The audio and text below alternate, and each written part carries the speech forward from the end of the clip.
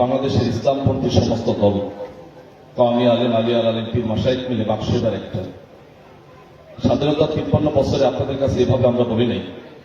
এবার আপনাদের কাছে দলের, মতের, ধর্মের চিন্তার ঊর্ধ্বে উঠে সবাইকে বিনয়ের সাথে আবেদন করব, এই 53-54 বছরে কিন্তু নেতৃত্ব অন্যদের হাতে ছিল।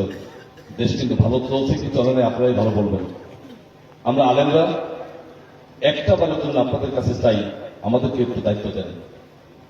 আজকের প্রেক্ষাপটে আলেমদের শীর্ষ আলেম, ওস্তাদদের শীর্ষ ওস্তাদ আফম খালেদ সাহেব আজকের প্রেক্ষাপটে উপদেষ্টাদের মধ্যে একজন উপদেষ্টা।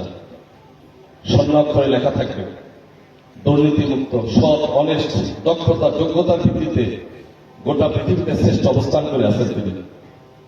আমরা আলেমরা দেশ চালাতে যোগ্য, আলহামদুলিল্লাহ। সব মিলিয়ে আবেদ ভাই বলল, আমি আপনাদের কাছে নিজেকে আবারও বলছি, দাঁড়িয়ে পড়ে বিবেকে, দাঁড়িয়ে পড়ে ওজন করবেন।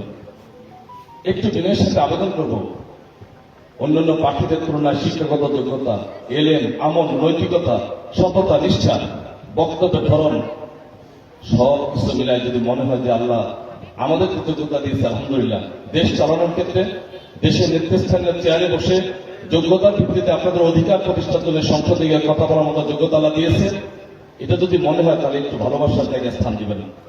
আগামী দিনে আমাদের প্রতীক একটাই থাকবে, হাত পাকা বলি, দাঁড়িপাল্লা বলি, আরো আরো যা আছে সব মিলে বাক্স একটা, সেই বাক্সের পক্ষে থাকবেন। বিশেষ করে আমার প্রতীক দাঁড়িপাল্লার পক্ষে আপনাদের সমর্থন চেয়ে, দোয়া চেয়ে আমার বাবাদের কাছে, আমার ভাইদের কাছে, মায়েদের কাছে, বোনদের কাছে, সবার কাছে প্রতিশ্রুতি দিচ্ছি, নির্বাচিত হয়ে কাউকে আসামের কাঠগড়ায় দাঁড় করাবো না ইনশাল্লাহ। সর্বোপরি সবার সুস্বাস্থ্য দীর্ঘায়ু কামনা করি।